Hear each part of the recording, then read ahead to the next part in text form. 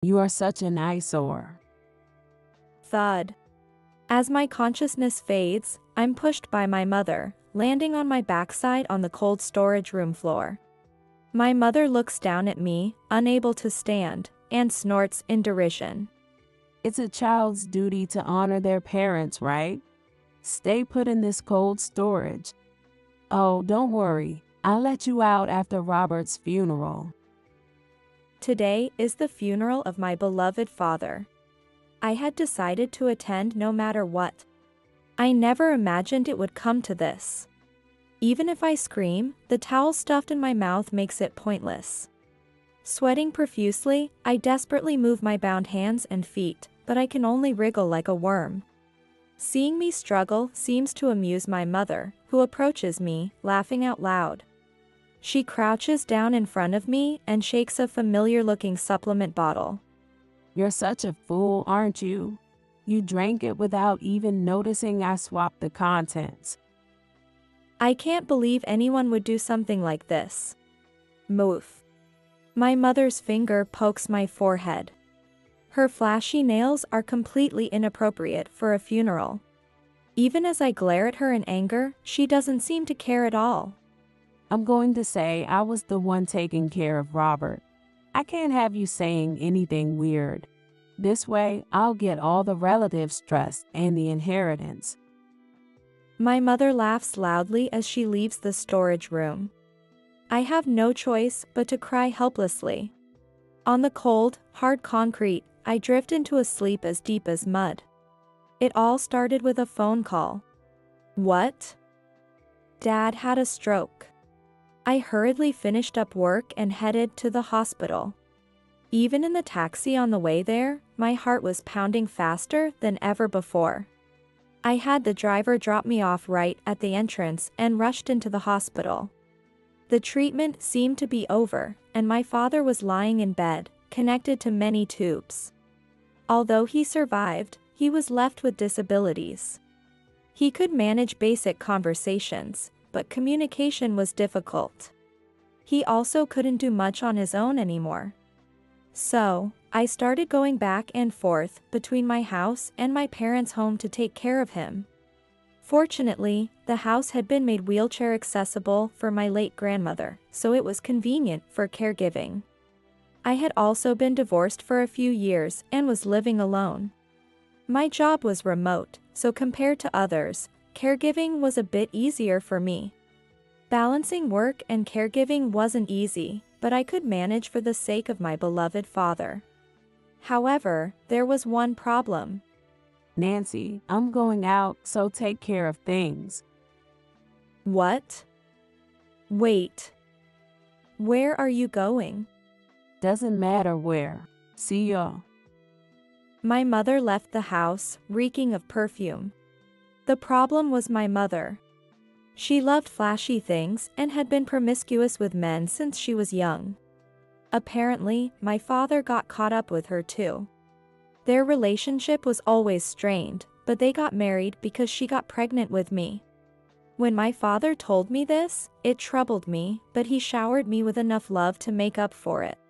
However, my mother was different.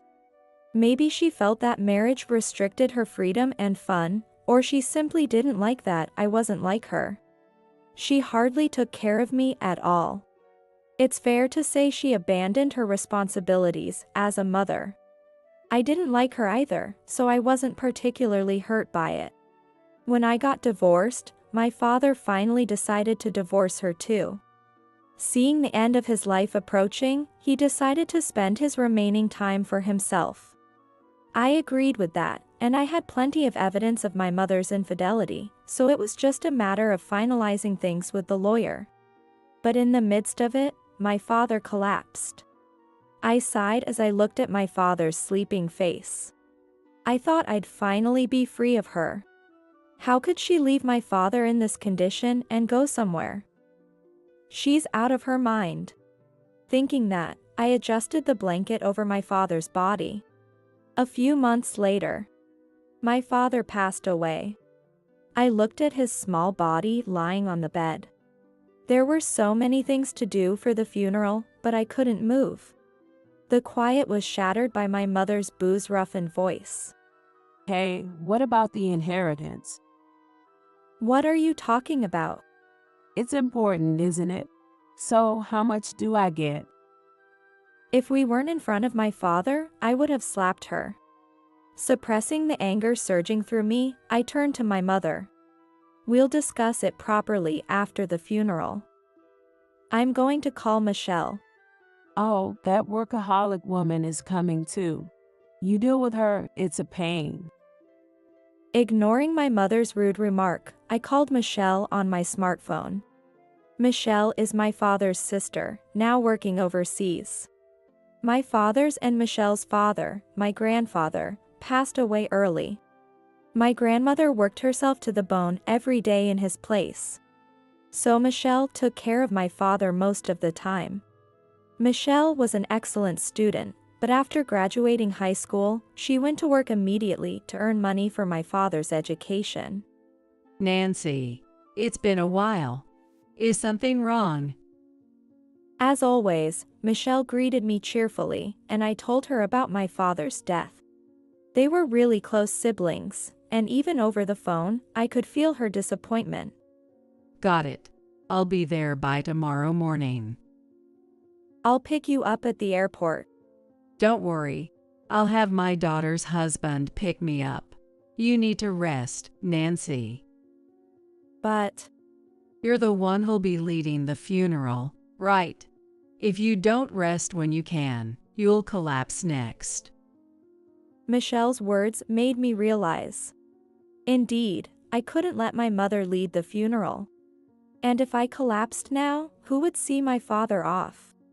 I thanked Michelle and hung up, then went back to my mother. She was watching TV, bored, fiddling with her hair. I'll be leading the funeral. What? That's all. I'm taking a shower first since I've got to get up early tomorrow. Without waiting for my mother's response, I left the room. I quickly took a shower and, while reviewing the plans for tomorrow, eating a microwavable meal I had stored. In the kitchen, there were dishes prepared for my father and recipes for his special diet. Thinking I wouldn't need these anymore made my chest tighten. But I reminded myself I didn't have time to be sentimental and hurriedly finished my meal. Knowing this alone wouldn't give me balanced nutrition, I took some vitamin supplements from the kitchen and went to sleep. Og. When I woke up, there was a kerosene container in front of me. Why is something like this in the bedroom? I tried to get up but found I couldn't move.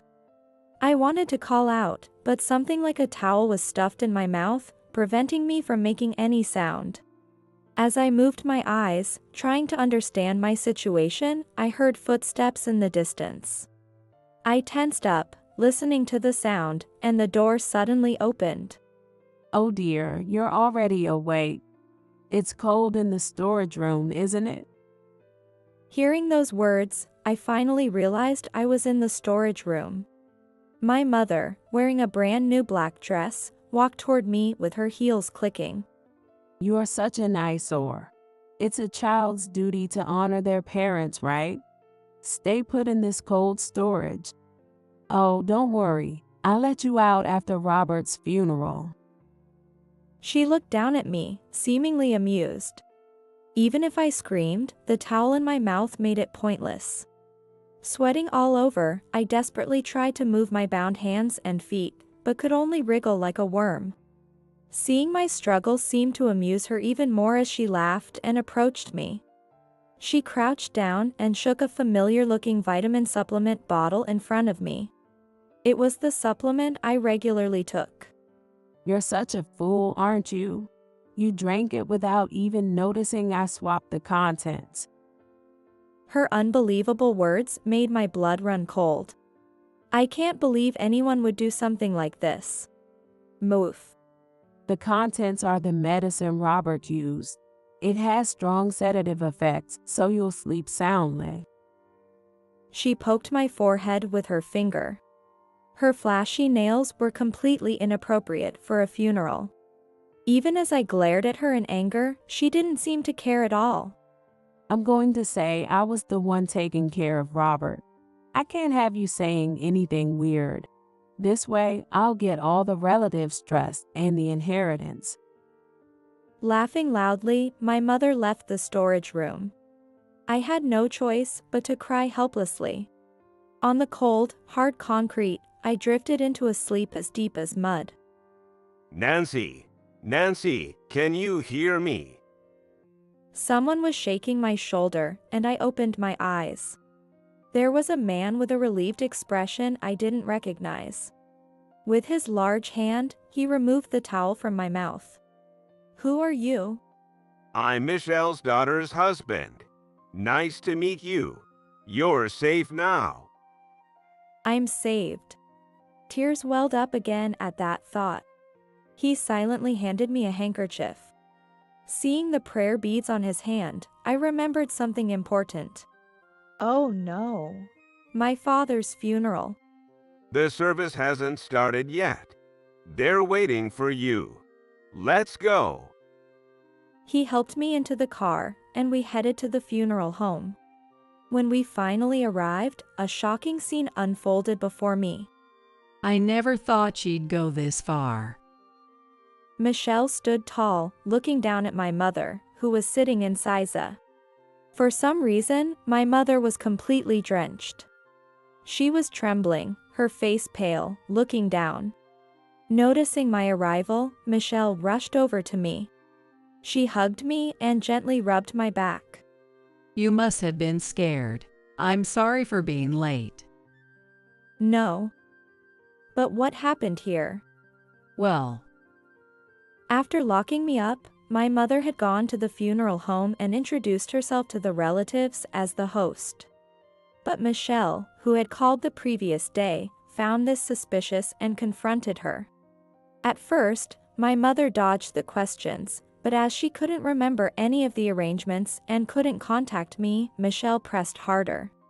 When my mother continued to feign ignorance, Michelle poured a bucket of toy bugs, taken from her grandson, over her head. It was a bold move, typical of Michelle. Mistaking the realistic-looking toys for real bugs, my mother panicked, knocking over a vase and falling in the process. at that point, she confessed to locking you up. Well, with all the noise, everyone had gathered around, so she probably realized she couldn't escape. And now, Michelle stood tall once again in front of my mother. My mother shrank back, looking very uncomfortable. why did you do this? It's too late to lie now. My boyfriend had debts. I needed money. But if people knew our marriage was over, I wouldn't get anything. Hearing such a pitiful excuse, Michelle and I both slumped our shoulders. Soon, the sound of police sirens could be heard. Later, Nancy, why don't you take a break? I have some delicious cookies. really? Maybe I will take a break. I was living with Michelle. I sold my parents' house and rented a place near Michelle's daughter's family. Seeing how exhausted I was, Michelle had offered to stay in the States for a while. I thought it might be a burden, but after everything that happened, I was extremely grateful for her support. After that, I underwent a medical examination at the hospital. I was relieved to find there were no abnormalities, but soon after, I had to go through questioning at the police station. There, I recounted everything that had happened. The rope marks on my body and the footage from the security cameras my father had installed in the house served as evidence, leading to my mother's arrest. Apparently, she had enlisted the help of her lover when she locked me up, and that was also clearly captured on camera.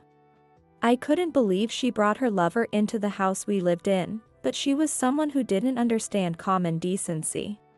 To top it off, her lover was also married. Though we couldn't claim damages, we sent a certified letter to his wife. I'm sure they will end up divorcing too. As Michelle was preparing coffee, I brought up a concern. Hey, are you really sure about covering my living expenses? I got all of Dad's inheritance, so at least let me. How many times have we talked about this? It's fine. Use it for yourself. Thank you. Michelle smiled warmly. Despite everything that happened, her brightness helped me regain my spirits. As I savored the cookies she had made, memories from the funeral came back to me. By the way, why did you take your grandson's toy? It practically saved us, but... Oh, he loves bugs. And without that toy, he causes a ruckus. But he was chasing other kids around with it, so I had to take it away. That's so like you, Michelle. Your grandson must be no match for you. Exactly. I plan to stay healthy until he becomes an adult. How old is he now? He's 4, but he'll turn 5 next month. Then I need to get him a birthday present. Our little hero who unexpectedly saved us. As I sipped the coffee Michelle had made, I thought about getting him a thick insect encyclopedia.